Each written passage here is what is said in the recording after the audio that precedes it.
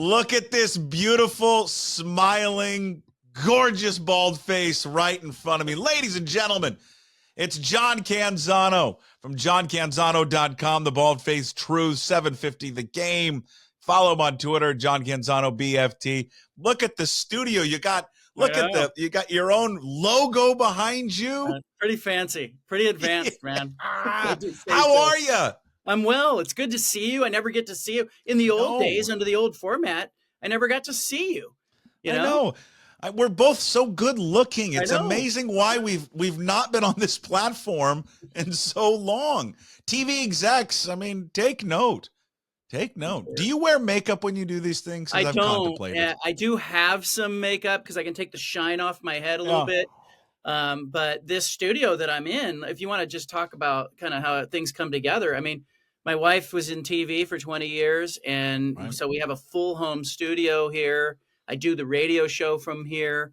But so I have all the lighting and everything that you need. But yeah, I do have some makeup. If I need to take the shine off, I'll do it. But I think as is for this show. Does she give you, since your wife was in TV, does she give you pointers? Hey, maybe do this, do that. And I mean, is she offer a helpful critique? Yeah, there's always one or two things that I get, like, the headspace on a camera, on the framing, right? You don't want too much headspace between, the top of your head and the frame. It's distracting. Anything that you would do that is distracting to the viewer, Puck, should not be part of your repertoire. I've noticed that in the video part of it, and again, people that are listening, wherever you're listening at pucksports.com or Apple, Spotify, Amazon, my favorite thing is wherever you find your podcast. Right. God, I used to make fun of those people on the radio show. I don't care wherever you find a damn podcast. And now I'm saying wherever you find your podcast. I find myself touching my nose a lot for some reason. Well, I don't know why. It's a nervous thing. I'll start this by saying I am incredibly inspired by what you're doing. You're a talented person. The world has changed. You're going to have nothing but success. And, what I wrote about you the other day, the comment section was just fantastic. It was so many small business owners, so many people out there that, have bet on themselves, who are giving you a fist bump and saying, this is going to be awesome. Can't wait to see what you're going to do with it. And, it was really cool to kind of see that response. And then from a lot of people who wished that they could, take that leap of faith and bet on themselves. So I'm incredibly proud to call you a friend, obviously, but excited to see what you do with this thing. Well, but I mean, none of this is possible with kind of what you have done. I mean, I used you as a great inspiration and a great model. And I just say to myself, if I can have just like that little ounce, like in my fingernail of success that you've had, then I'm good. Then I'll walk away being a happy man. But I think it's examples of, let me give some praise to you, examples of what you've done. I mean, you took a huge leap of faith as well to start your own website, and it's been massively successful. And I'm sure that there's been some ups and downs with it, but you have found it incredibly rewarding, and it's allowed you to kind of probably branch out and do different stuff. So, and I mean, your advice, your counsel, your friendship throughout this whole process has been extremely invaluable. It's interesting because I talked to a lot of small business owners before I made the leap. And I said, tell me about what you wish you'd known. And they talked about how exhilarating it is. And of course, there's anxiety in there when you're taking a leap and you're giving up something you've done for 20 or 30 or 40 years. And, but you're going to work for yourself every day and you're betting on yourself. And you're probably finding yourself, Puck, busier than you've ever been, but also super motivated because, it's on you and you have a real connection and a relationship with your listeners and you're in a one-on-one with them now. And I found that when I made the writing leap, we've all seen what's happened to newspapers. They're dying. The resources aren't there. Staff that we used to have 68 people in a sports department suddenly has 9. And, you're being asked to do a lot of things that aren't in your job description. And I finally just was like, for me, it was down to like, has the technology advanced to the point where readers will just go with you? Do they care if you're writing at a newspaper website or if you're writing at, a website that's johncanzano.com? And, a lot of people that I talked with were saying, hey, that minds have changed. Netflix has done that. Hulu's done that. Right. They have changed everybody to sort of, just pivot and gravitate towards what it is that you want to read or see. And of course, in your case, listen and watch. Well, and I think that in both of these mediums, right? It's relationship based. I think radio and writing, I think are the two things. Is that a thumbs up there? Is that if I do a Somebody, thumbs up, somebody did a does that thumbs up. happen? Does that Is that actually you? happen? I Did you don't do know what that? that did. I have no idea if I did that. For those watching on the video, a thumbs up emoji came on here on the Riverside Productions. But I just think that radio and writing and storytelling, like what you guys do, columnists, in personal stories like that. I think that the relationship is with you and the reader, you and the listener, more than anything else. And I think when that person can make the leap to go do something else and do their own thing, I think those people are going to follow and join along because they're connected to you, or they're connected to me. They're not necessarily connected to KJR, or they're connected to the Oregonian. I mean, that was just that was the vehicle that brought them, but you were the driver of it. So I think it's been great. I think the response has been awesome. I've loved all the feedback and stuff like that you wrote, and I'll send the check in the mail and for what you wrote and for what others have wrote. And you said how you came to the decision. You talked to a lot of small business owners. I flipped a coin, and I would stay. Heads was stay, tails was go, and it landed on tails. But you had an option. It's been fun. Right? You had an option, and that's in life we have all these options. And I kind of wonder about, I have 3 daughters, and I wonder if they'll grow up in a world where people stay at companies for 20, 30, 40 years. Like we saw that with our parents' generation and our grandparents' generation. And I think now that kids that are coming out of college are far more mercurial.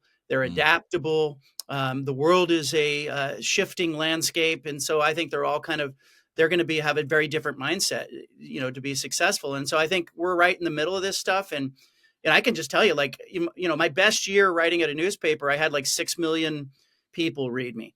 I had 13 million last year. So it tells me that the public and readers will just gravitate. If they want sourced content, if they want the goods, they want to know what's going on, they're going to come listen to you and watch you. They're going to read me, and they're going to be better for it. And so, yes. And I love that. When I'm walking around, I was walking around Moda Center during the NCAA women's tournament regional this last weekend. I had people coming up to me, Puck, fist bump. I'm a subscriber. I'm a reader. Thank you. And it's so nice to me to be able to put a face to those people that are out there and shake their hand and tell them, hey, thank you for reading. And it means a lot to me because you're investing in what I'm doing in traveling around covering sports, and people who are watching you or listening to you are investing in you as well. Do you, when that happens, or are you like me? Is there a level of embarrassment sometimes when someone comes up to you? I mean, there's pride and you're happy and that someone acknowledges you, but then I always, when someone does that, I just feel very, embarrassed or just humbled to a degree. And it's so nice. And I'm always I respond with, hey, what's your name? What do you do? And I just always so appreciative when people come up. It's awesome. I grew up. Okay. So my dad played professional baseball. He was in AAA with the Mets in 1969 when they won the World Series. And so he was this guy who was very into sports, in particular baseball. Later in life, he gets into real estate, right? And he's driving 45 minutes each direction in the Bay Area where I grew up. And he had the sports page. He'd come home. He'd hand me the sports page while he went to get changed out of his work clothes. I'd pour over the box scores, Puck, and I'd read all the stories. And then the next hour or two became my dad and I talking about sports and connecting with each other. And so I feel like, it's humbling to play a role in that with other people. Yeah.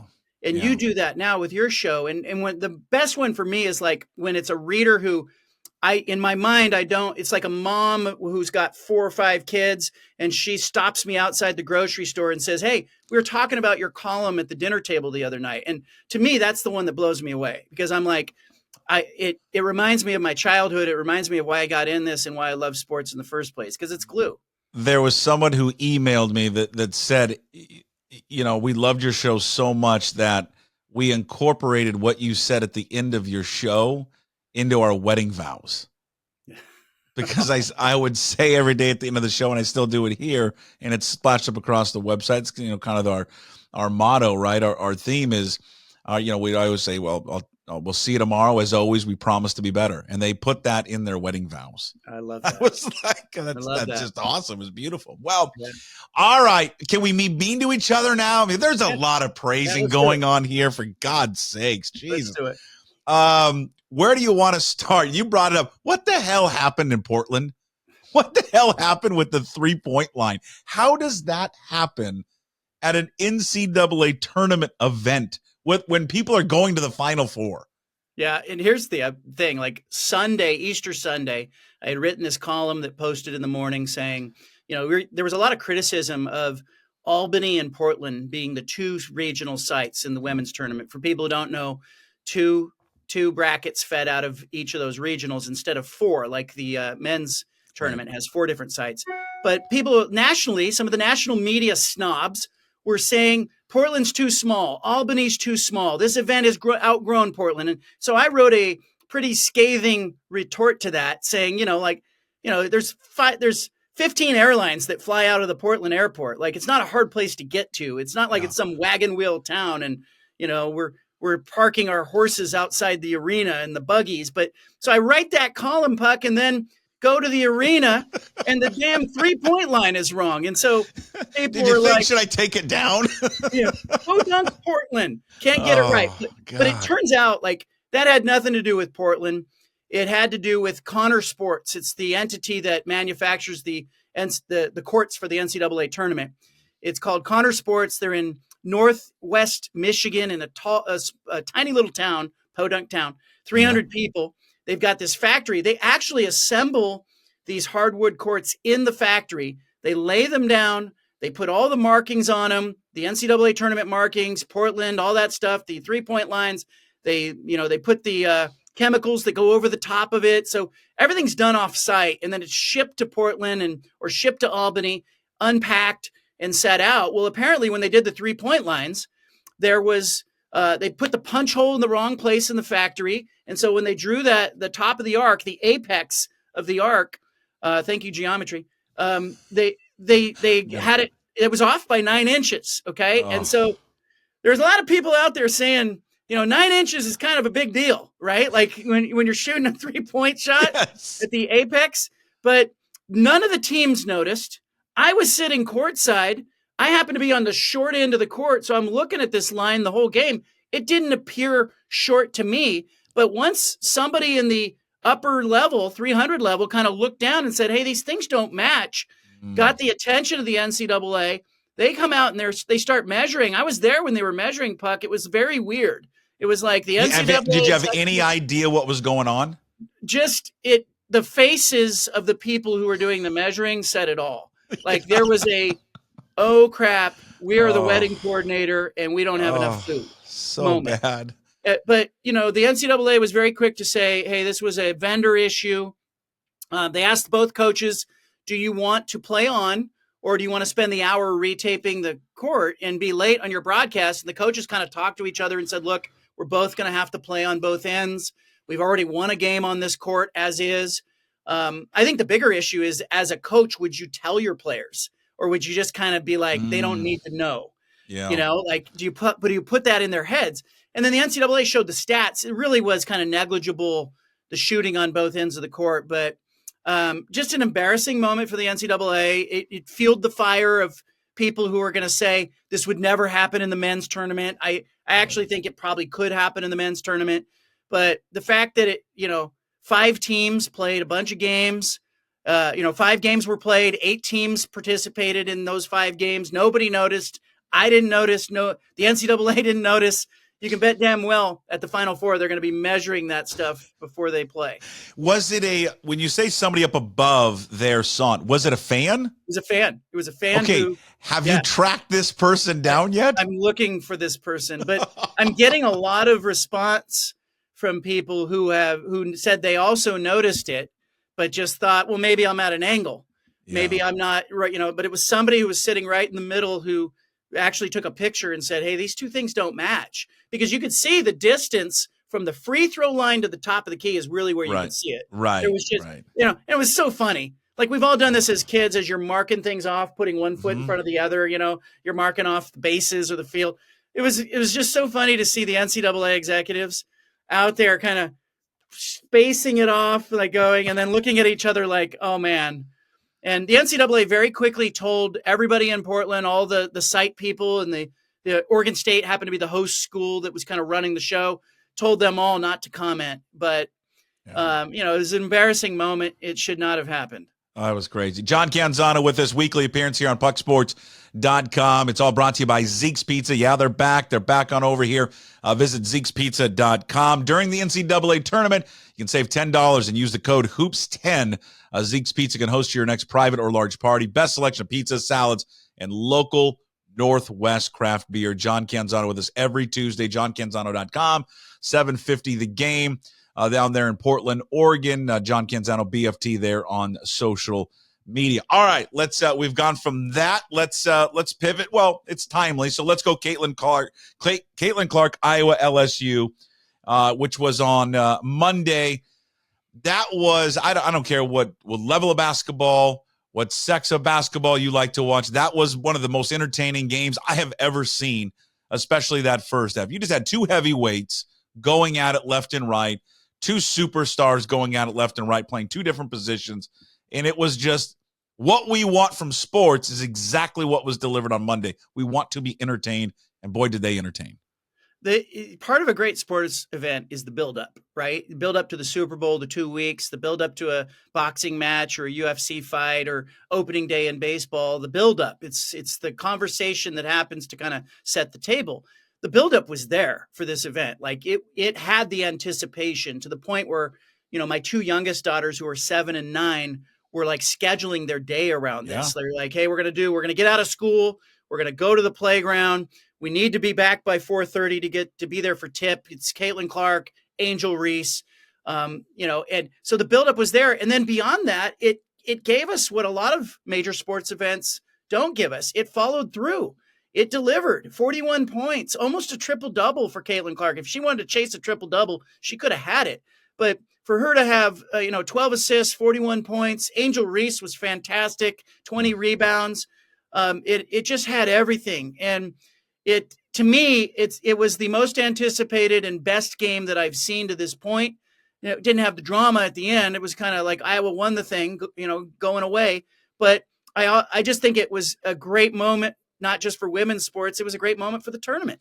Yeah, and I try to say this, and not it can be perceived as coming off as well. Where have you been? But I've covered a lot of women's basketball, high school basketball. When we used to do the games, all the state tournament games at the radio station, we did them every year, and we'd always do the girls' games, and then we would do the boys' games. What I have seen the transition in the last decade of girls' basketball to what it is now at this level, and this even goes down to the high school level. The physicality of the sport has changed so much.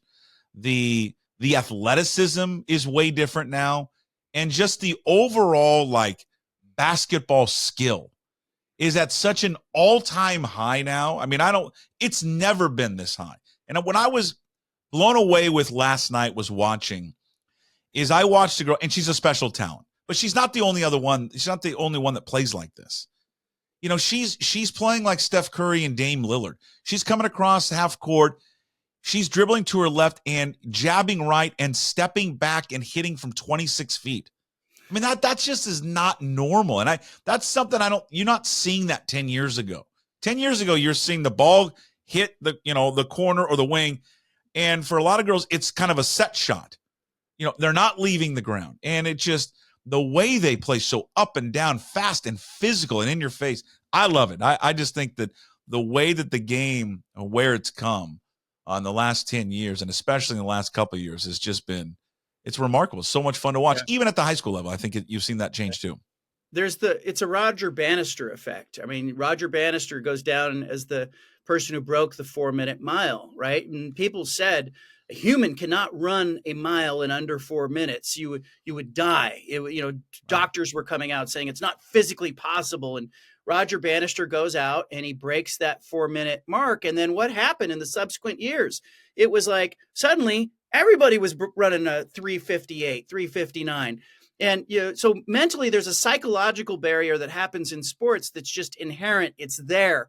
Steph Curry Dame Lillard starts shooting from bigger distances, suddenly other players around the league and in college basketball start doing it. And I think what we've seen is the Caitlin Clark effect, or the Angel Reese effect, to some respect, is we're seeing athletes do things that we're not used to seeing. And then all of a sudden the game starts to get more creative around them. And I watched North Carolina State play here at the Portland Regional. And they've got a couple of players who are just fantastic ball handlers and are doing things athletically that we're just not used to seeing women's college basketball players do. And Juju Watkins, I hadn't seen her up close in an extended time until I got to the Pac-12 tournament. Suddenly we're watching a big physical guard who can shoot, who's very creative, who can also handle the ball. When she comes down the court on a fast break and she's dribbling behind her back, using both hands, it's just so much fun to watch. But I think what we're seeing is we're seeing minds expand, and we're watching players that, we used to see great players. Maya Moore is a great player, right? You think about Sabrina Ionescu, great player. Mm-hmm. But I think what we have right now is we have kind of this renaissance where there are more great players. The good teams are deeper. It's not just UConn or Tennessee at the top of women's college basketball. You've got like 12 or 14 teams that all could have made an argument to be in the Final Four. And I think Oregon State being one of them. Like, you just got this group of like a dozen or 14 teams that have enough depth, enough talent, they're well coached, and you're seeing that. Like, it's just a joyful thing to watch. Hey, last thing on this one, and then just to a small degree.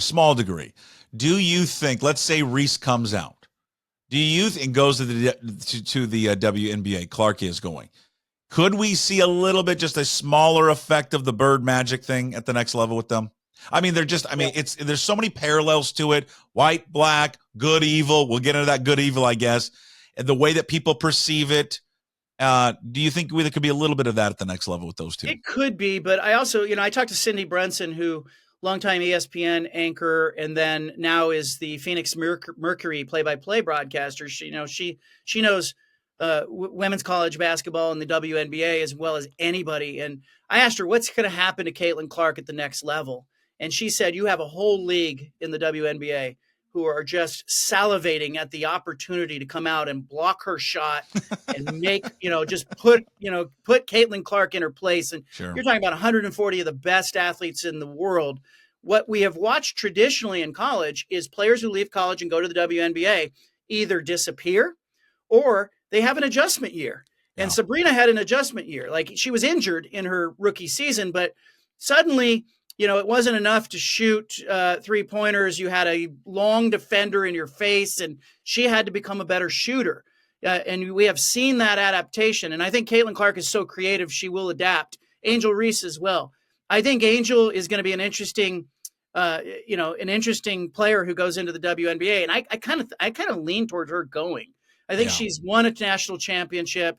She kind of felt like last night as she left the game that, like, what else is there out there for her to do? I think, the endorsement companies have talked about NIL, and they say, look, there's NIL in the WNBA as well. If Gatorade wants to, endorse, get an endorsement from Caitlin Clark, they're going to get it in the WNBA now. And Angel Reese will be the same way.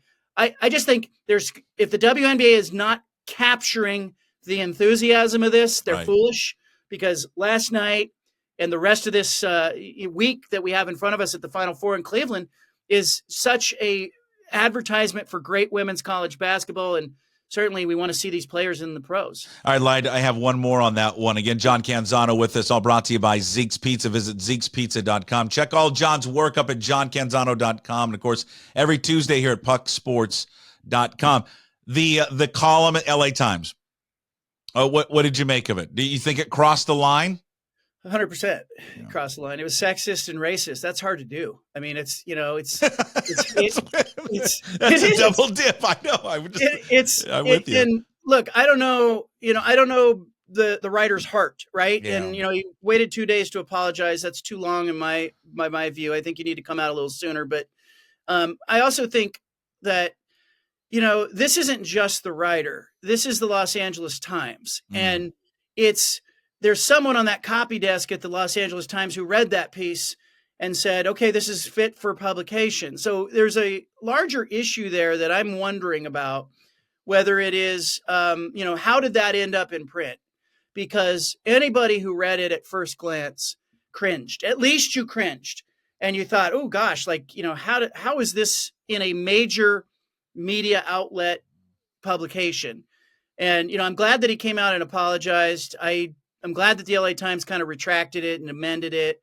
It wasn't appropriate. And, UCLA's coach had retweeted it. And then she later said, I didn't read it. I just kind of retweeted it because I thought it was pro UCLA, which it was to some respect. But I even think the UCLA players were disrespected in that piece. And so there's just no place for that. It was inappropriate. And I remain puzzled, and I'm confused at how that even got in print, because I know, as somebody who worked at 6 different newspapers, you're not just writing that and publishing that online. There's a number of people who are editing that and putting a headline on that piece and trying to figure out where it fits in their coverage. And somebody should have raised a hand and saved that writer and said, hey, this can't be published. Yeah, the checks and balances were certainly missed. Yeah. All right, we'll get off that. We'll go over to some more college athletics. You asked me if I could swear. It's funny. I haven't swore on this thing yet, and I don't know if I'm going to. I'm 22 years of being in radio. Right. I don't know if I can do it yet. I think eventually it will come out. I think this is the story that I've wanted to swear about the most. Pat Chun leaves Washington State. We haven't talked, at least on this kind of forum, since he made that decision to go to University of Washington. Had you heard about this? Was this out there in the ether being rumored about, or did it come to a complete surprise to you when they announced that he was taking the job? Well, when Troy Dannon left, my first thought was Pat Chun. And because if you're Washington and you're in that predicament, what are you seeking? You're seeking stability. You need a regional answer. You need somebody who people are going to respect. You need somebody who likes the Pacific Northwest and won't have an issue moving their family there. And so for that reason, I'm just not surprised. By the way, on the profanity front, I really am a big proponent that if you're going to cuss, you got to make it count. And so I think an F-bomb has to be your first one, and it can't be gratuitous. It has to be that it actually is justified. So I kind of support your position to not cuss, and I get it. But it's so funny because I'm a sailor off the air. You ask my kids, I can't stop swearing. It's amazing over the years that I never did it on the air, but for some reason I know I can on here, but I don't want to. I don't know why. There's a loyalty thing, sure. I mean, and Washington State fans are justified in being upset, but I also think like Pat Chun was not a graduate of Washington State. Right. There's some. If I'm his agent, I'm telling him this is a good career move for you. Sure. But yeah, it's disappointing. And I think it hurts Oregon State as well because, the presidents at both those colleges, Oregon State and Washington State, were leaning heavily on the athletic directors to negotiate the TV deal. That got interrupted by Chun going off to interview and leaving, making plans. There's a total interruption here to the point where, as Washington State is looking to hire a basketball coach, I'm reaching out to the university president going, where are you on this? And, he's coming back to me like he's the AD saying, hey, we're close. And this was yesterday. So I think there's a definite interruption here that is at least an annoyance to Washington State fans. And at most they view it as a betrayal. Okay. Maybe you're just telling me this is business and this is how business is done. And you're too much of a fan. And I know I'm too much of a fan. I get it, but I'm an alum. So it hurts my school. So it bothers me, but I guess I got a lot of what he is as a person based on the decision he made this week. I mean, you were there. Yeah. He sat in a courtroom while the school that now employs him was suing his previous employer and telling them, you're not wanted. And by the way, we kicked you out and now we want all your money too. And he had to sit there and listen to that from those lawyers, listen to that from that school president. And then he said, oh, okay, but I'm going to still join you. That takes a special type of person to do that. And I know it's business and I know it's a better opportunity and it gives him more financial stability and it gets him off what is perceived as a sinking ship. But man, I have no issues with him leaving, but boy, do I have a lot of issues with him going over there. That to me is a real Benedict Arnold move. And it just tells me, was he ever truly at the end the last few months invested in helping Washington State out or trying to pivot as fast as he could to Washington or to another school. Well, the job he wanted was Ohio State. Right. And, and he kind of alluded to that. And he said, hey, plans change. I end up in the Big Ten anyway. And so I think if you're a Washington State fan, how he rationalizes that is he says, I was looking to leave anyway. Why wouldn't I? This is a career move, much in the same vein that, Jonathan Smith, Oregon State was his school. I mean, he wore that jersey as a player, and then he took their gear to Goodwill. I mean, there is a show business, not show friends element to all of this stuff. But you're right. I was in that courthouse in Colfax, Judge Leiby up on the stand, and Pat Chun was sitting directly in front of me. Pat Chun, Kurt Schultz, directly in front of me. At one point, I tapped Chun on the shoulder, and we talked about something that was being bantered about in the case. And I had conversations with him. He was not happy with the University of Washington. No. And now he's over there. And so I don't blame the fans at Washington State. I don't want that to come off of this. Like, I don't blame fans who are frustrated. You are entitled. You have been wronged by this whole process. And for no other reason than you were a land-grant university that was set up in a rural area. Like, if we could get in a time machine, you want to fix all this, go back to like 1850 and be like, hey, let's put these land-grant schools in major markets, and you solve the problem. But it's just unfortunate the way it worked out. And, I think now for Washington State and Oregon State, this is a vital 6 months right now where they need to get it together, find a plan, and start orchestrating that plan. And the problem is one of the key people that would be involved in it just went out the door. What about Judge Leiby as the new AD? Have you reached out to him? Would he be? I mean, come on, think about it. President of the Washington State Boosters Club, judge who saved us. Now AD. I mean, what a way to ride off into a sunset if he was the new athletic director. I do hear from him. He's a subscriber at johncanzano.com. He and his wife Trudy subscribe. But, he's offered to show me around Colfax when I come down there. So I'm going to take him up on that. Come on. Well, it's going to take 5 minutes. Here's Colfax. What are you going to see? Here it is. There's the one restaurant we all go to, and there's the Eagles Club. All right. The other news, Kyle Smith. Kyle Smith bolts to Stanford, a very emotional press conference. It's weird. I feel conflicted on this one because I understand and then I don't understand. And I'll give you the I understand. The I understand part is he clearly had that earmarked as a school that he wanted to go to. It is, if anyone's ever been to that campus, it's probably the most beautiful campus in America. It's located in one of the most beautiful areas in the world. It is a first-class institution. His son has autism. It's got a great autism research center. All of that makes sense. I do believe when he talked about the NIL, he does not like the NIL, like most coaches don't like it. Well, he doesn't really have to worry about the NIL there because he can get kids that come to school there because they're great athletes, but they're great students and they want to go to Stanford. His recruiting in a way is easier because it's a different level of kid going there. So I get that. What I don't get is it's Stanford. Right. There's no support, and they're playing in the ACC, and he raged on it in the beginning of the year of why they're playing in the ACC traveling across America. So, but I guess I get more of it than I don't get. What did you make of Kyle Smith going to Stanford? This was on your radar for a while, I think. Yeah, I think we talked about it on your show. And, I had a lot of conversations with him last spring and into the summer. And I really didn't know him that well before the spring and the summer. And I found myself on the phone with him frequently as things were kind of unfolding. He was awfully interested in what was happening to the Pac-12. I think he wanted to stay in Pullman. I think he wanted to stay in the Pac-12. I think it was a good job for him. Keep in mind, like his history, he had an Ivy League school that he worked at, so he knows the academic part. He also had been in the WCC before. I think that played a role in this. Because I think, if he hadn't had that experience, he probably wouldn't look at Washington State next year playing a WCC schedule quite the same. But, he and I talked after the Stanford and Cal left. And, I asked him, like, is that a bad job? And he said, well, you have to know. He goes, I think my Ivy League experience would prepare me. Like I could probably do that job with my experience. And so that was the first time I thought, gosh, would he be interested in Stanford? And then it came up more frequently with some of the search firms that were involved. There's a search firm out of Chicago that had ultimately the Stanford search. And I was in Vegas at the Pac-12 tournament, and The guy who's in charge of the search firm, a guy named Glenn Sugiyama, walked by press row. I know him. He stopped. We had a conversation, a brief conversation.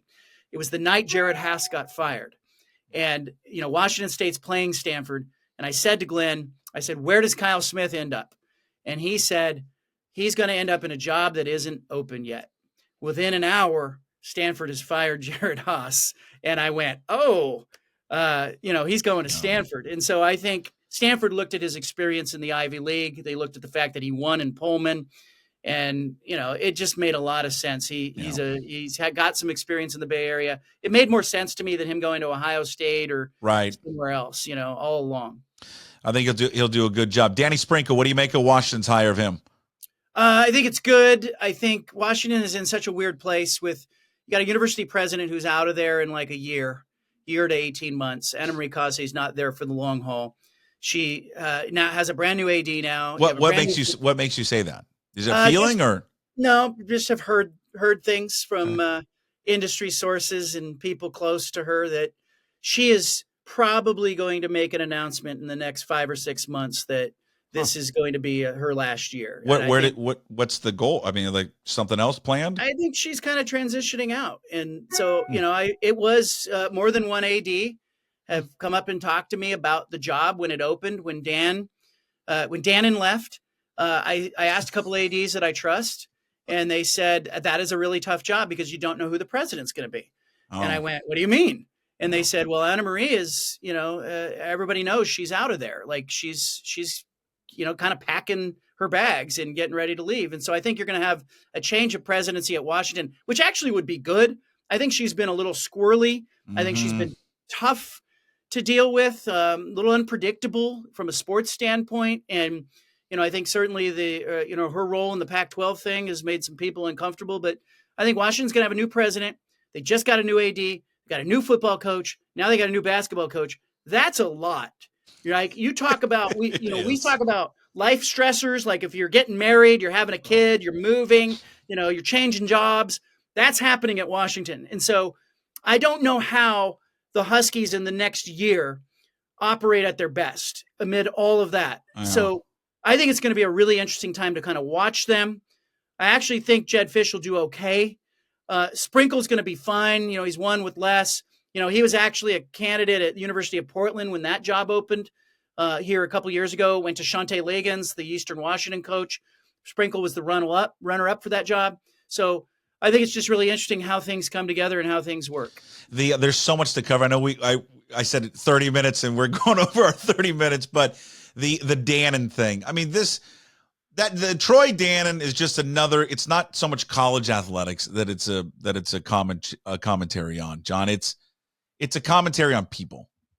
It's just no one gives their word anymore on anything, and we want kids to give their word on commitments, but adults don't do it. I mean, I just I wish nothing but ill will towards Troy Dannon. I mean, and it's because I guess in theory it would hurt the rival of the school that I root against, but to do that, to last there that long and to feed everyone a bunch of BS that you did for 6 months, and then the second another job that you value more comes up, you're gone. It's one of the more despicable stories, I think, of 2024, what he did. Yeah, and he's on the golf course down in Palm Desert with a bunch of University of Washington donors raising money. And, I spoke with people who were in his foursome. He's on the 15th hole. He goes to take a phone call, kind of steps away. It happens. They all thought, he's hiring a basketball coach. And little did they know, within, hours, they figure out, that was the Nebraska job. Now, I have questions there. And again, this comes back to university president. It comes back to search firms. How did the search firm who hired him in the first place not know that his family wasn't totally on board? And how does Anna Marie Causse, the president at Washington, not know that Dannon's wife is having some reservations about moving there? And, I was told that originally the family was coming for Thanksgiving. They were all going to move out. That got pushed back to Christmas break. That got pushed back to spring break. Then suddenly they were starting to talk about summer as the family would move. Willie Taggart did that to the University of Oregon. His family never really moved to Eugene. He kind of spent the year working remotely. They were in and out. One of the kids went to high school, but the younger kids didn't come. And so that was happening with Dannon. And so, I had the comment was made by someone who was close to Dannon. They told me, he basically saved his family here. And I respect that. Like, you do what's right for your family, but I just don't think he should have dragged Washington through this if this wasn't a job he was committed to, taking and staying at. I think that, to your point, that there's a loyalty thing there. Yeah. And does your word mean something? And the search firm, by the way, because it hadn't been a year. So the search firms, this is how they work. Like maybe they charge $50,000 to conduct the search. Well, they don't get paid until that person has been on the job for a year. Dannon had not been there long enough. So the search firm actually had to do this second search involving Pat Chun for free. So a little bit of justice there on the search firm front, but got me thinking, Puck, why don't you, me, my readers, your listeners, why don't we form a search firm? I'm in. I want a search firm and then in conjunction with a crisis firm. Yes. I've always wanted to start the Puckett crisis firm to how athletes and coaches can handle situations.